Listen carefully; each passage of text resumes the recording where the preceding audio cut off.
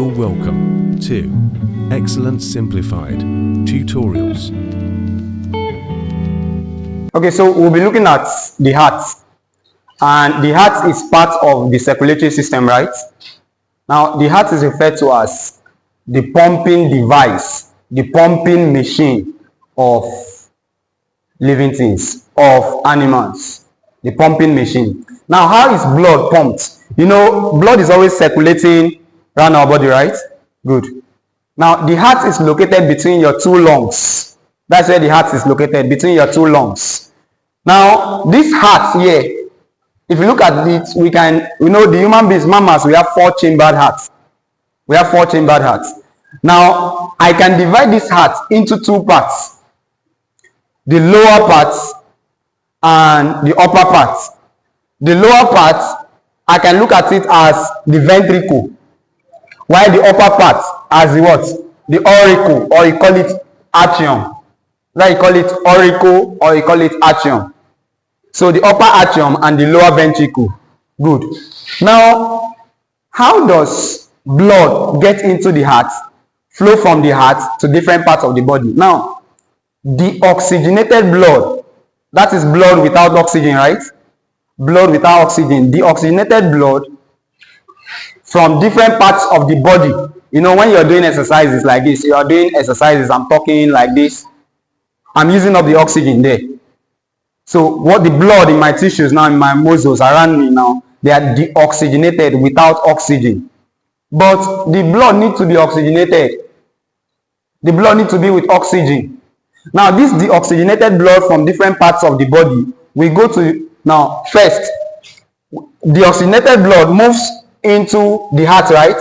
Through the inferior vena cava and the what?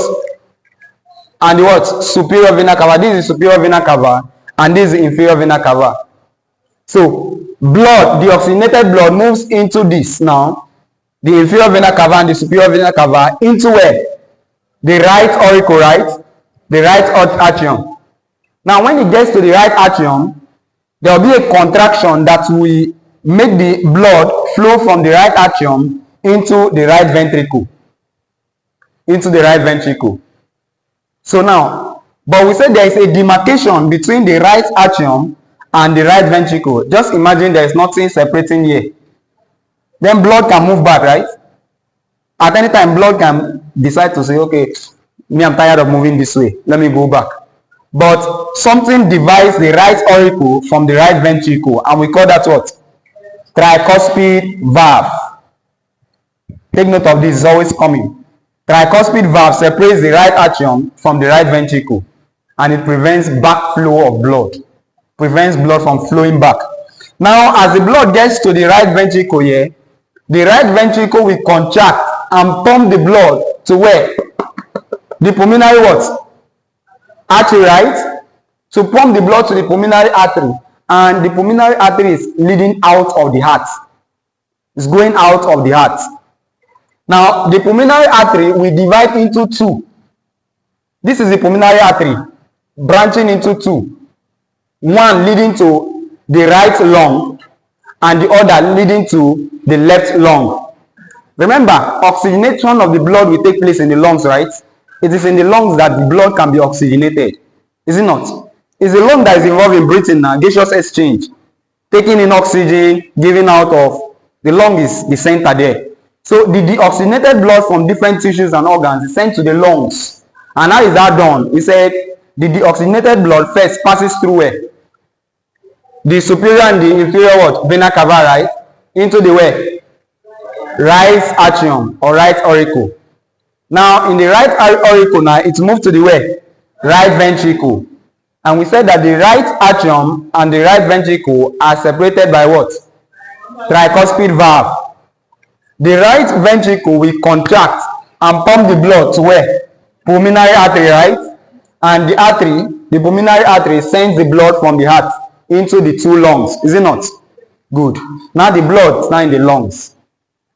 Now in the lungs. Remember, the oxygenated blood from all parts of your body except the lungs is what gets into the atrium, right? Now the blood now is back to the lungs. In the lungs, after oxygenation, the blood will come back to the heart from the lungs through what vein? The pulmonary vein. Thank you. So we have pulmonary veins that, now these pulmonary veins from your left lungs, pulmonary veins from your right lungs. So this oxygenated blood now will get into the heart through the pulmonary veins. And what part of the heart is it entering? Left atrium, right? Left auricle. When it gets to the left auricle, it moves to the where? Left ventricle. And we say that the left auricle and the left ventricle is separated by what? Bicuspid valve. And bicuspid valve is also called what? Mitral valve.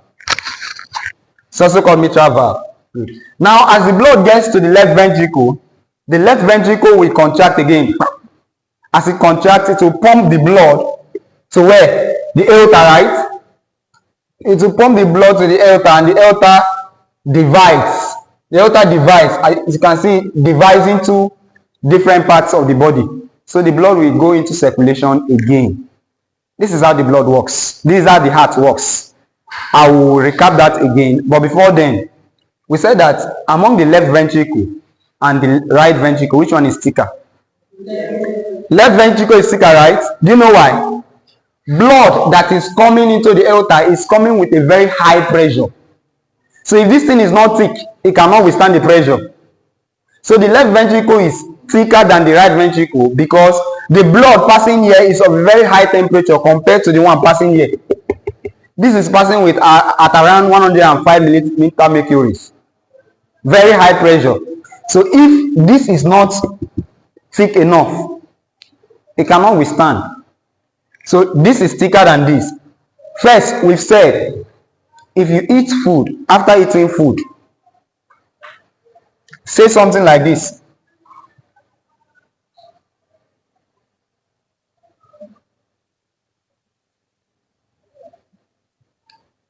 Okay, let's assume this is the intestine. After taking food from your mouth here, it goes through your gullet to your stomach, from your stomach to your small intestine, right? Small intestine digestion ends, right?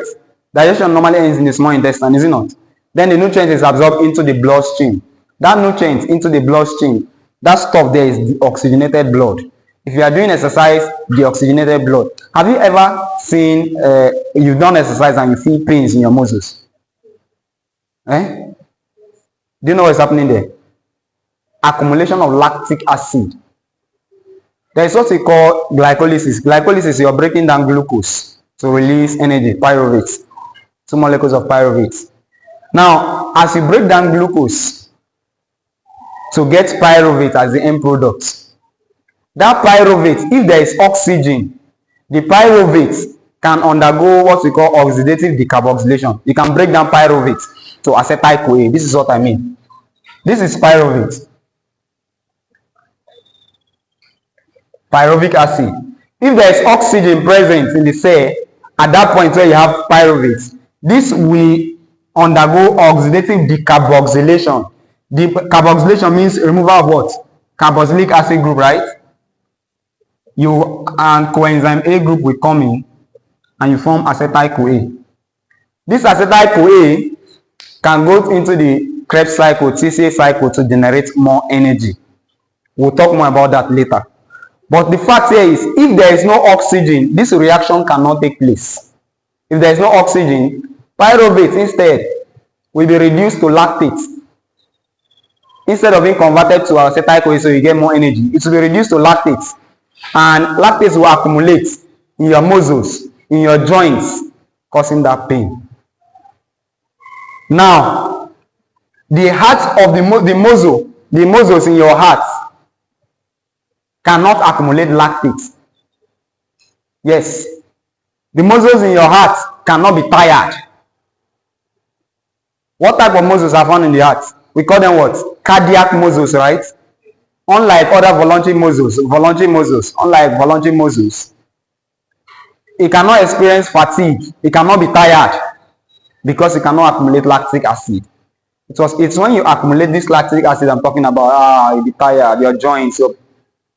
But the heart You not see anytime you say, oh, today my heart was not pumping blood like that. I was feeling it in my soul. Nothing like that will happen.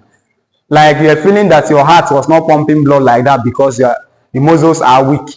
Or today, the way I did exercise, my heart muscle self was tired of me. The muscles of the heart cannot experience fatigue. Good. Now we said that this heart, there is a membranous bag that is covering the heart, and this membranous sac is called what? Pericardium. Take note of this. Pericardium is a double membrane layer that covers the heart. Covers the heart. Good. Now, if you forget everything we said so far, don't forget that the oxygenated blood will come into the heart through what and what?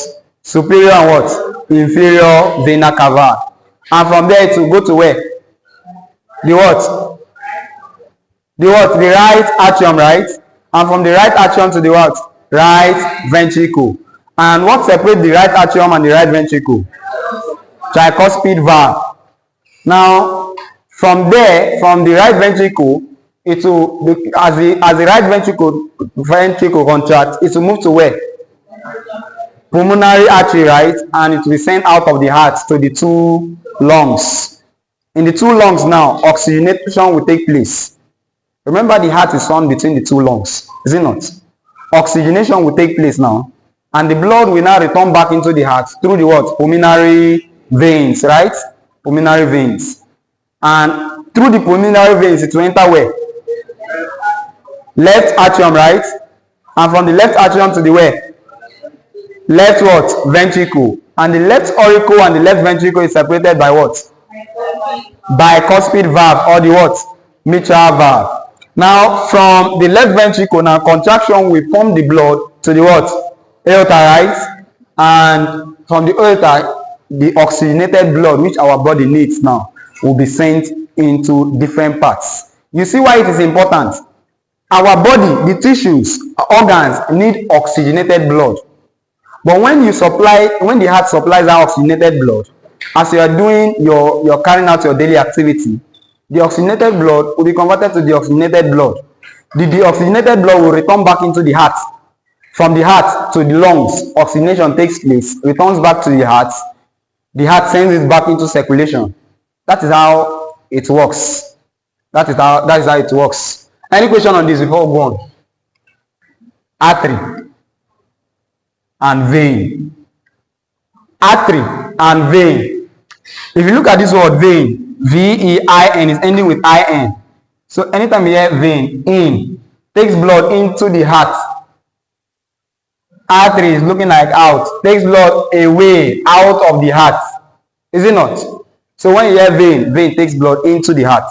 Artery takes blood out of the heart. If you look at this, pulmonary artery takes blood away from the heart, right? While pulmonary vein brings it into the heart. That's one trick you can use in knowing that.